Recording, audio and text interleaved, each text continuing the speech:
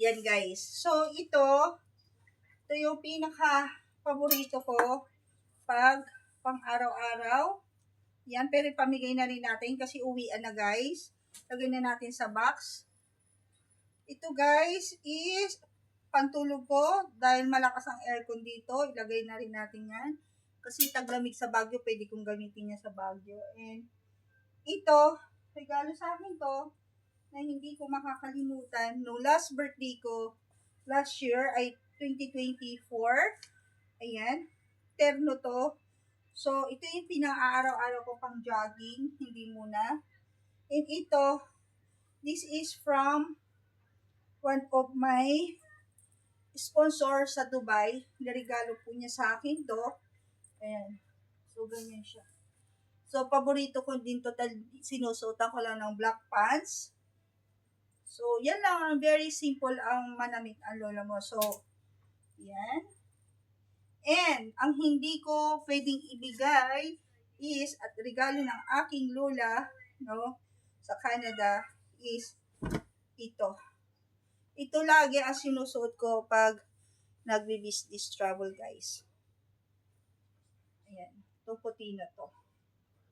So, this is from Canada. Northern. Ayan. Ayan. At white pants. So, hindi rin yan. So, ito, yung Chanel ko na binigay din, na ternong Chanel, na, ayan, terno siya na Chanel, hindi ko rin po siya ibibigay. Ayan, kahit na sabihin mo hindi siya branded, pwede siyang pang araw-araw panlakad. Ayan. At least may Chanel lang tayo guys. Ayan guys. So, yung iba is more on sa pants naman po tayo. Ito yung mga pants ko. Ito, yung mga binigay ko, ay yung mga binili ko guys. Ito, may terno ito guys, na ito is mga 20-20 lang. Ayan, ganyan siya. 20-20 lang to pang summer. Kaso, super nipis. Super nipis po talaga. Padala na rin natin yan guys. And, ito. Kasi super tumaba talaga po ako. Ayan. So, ipamigay na rin natin to guys. And also, may white yan eh. Ayan, 20 ang isang terno niyan. Mahilig ako sa 20-20. Nagtitipid po ako. Tapos, ayan, malapit na tayong matapos guys. Ito din yung pinaka-paborito kong branded din.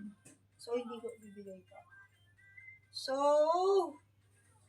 ito rin po yung men na pang, biro nyo ganyan ako ka-sexy oh. See? Super sexy ko. Baka magamit pa to ng aking kapatid. Biro nyo, super petit yung aking braso. Ngayon, ang laki na, macho man niya. Siyempre, tumatanda na tayo, guys. Nasuot ko yan, nasa 30s to 40, umabot pa akong 40 na naisuot ko yan. Ganun po ako kapayat. Ito naman is binigay sa akin to ni Sir Zara. Ayan. Ay, hindi pala. Binili ko to. Ayan. Ito yung Zara's Eyes. Zara. Paborito ko ang branded ng Zara, guys. So, ganyan ako. Diyan yan. And ito, ang aking dress na super luwag.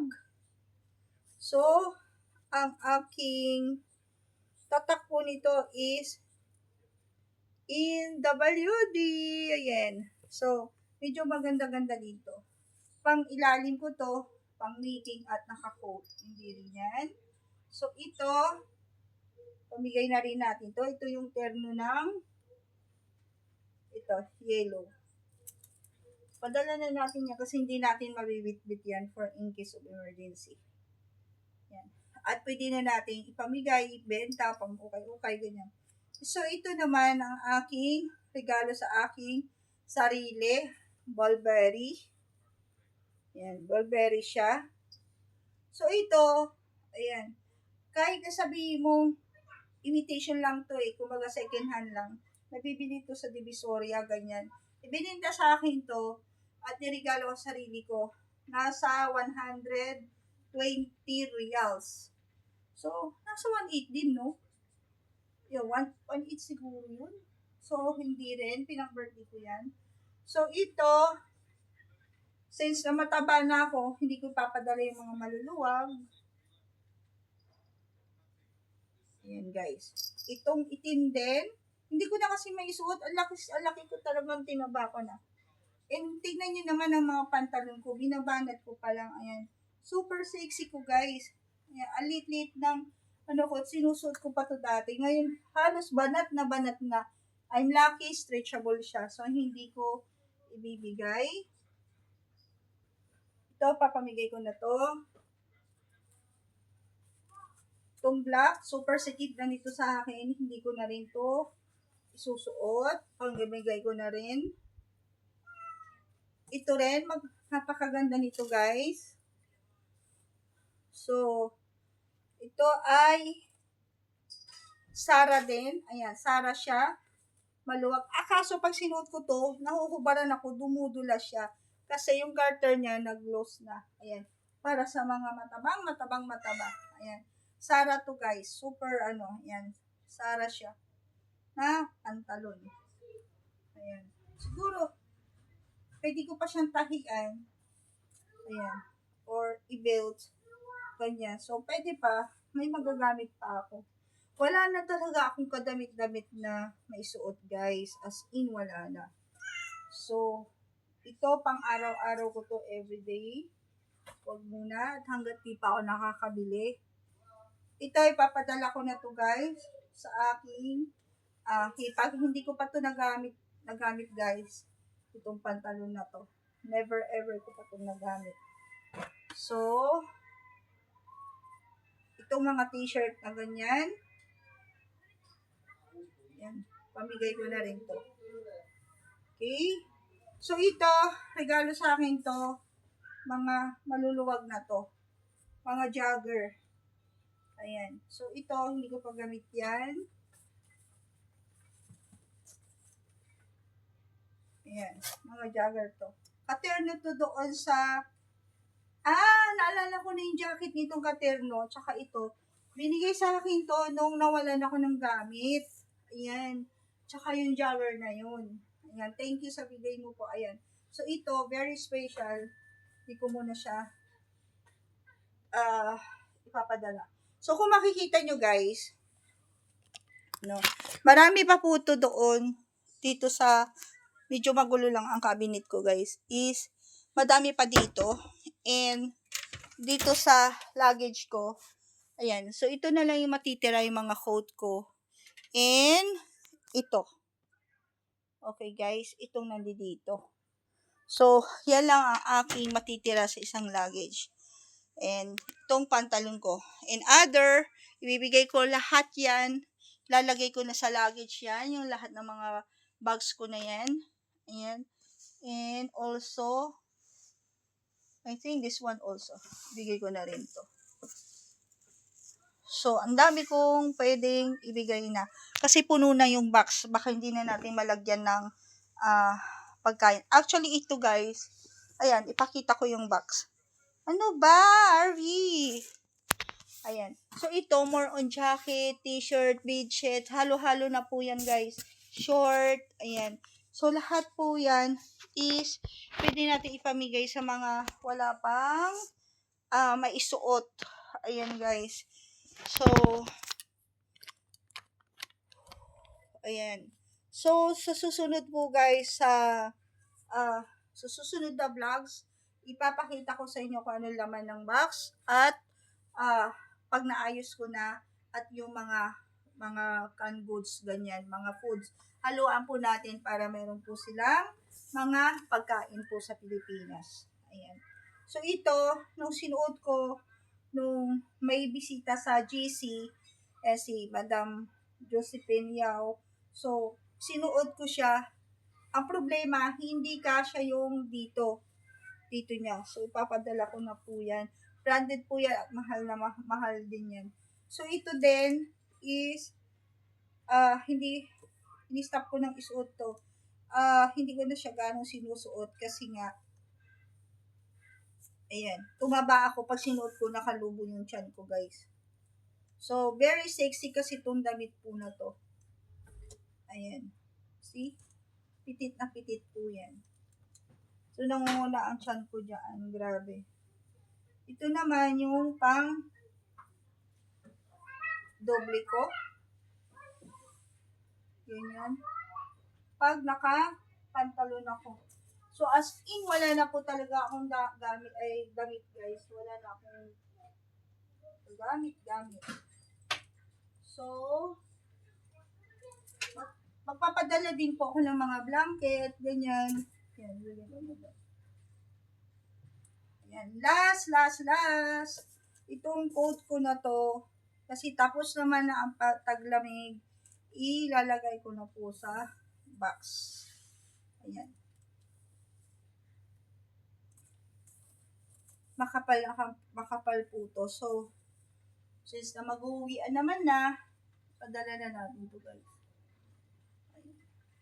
So, ang dami kong ipapadalang mga bags, mga damit, at mga bedsheet, mga lahat ng mga anik-anik.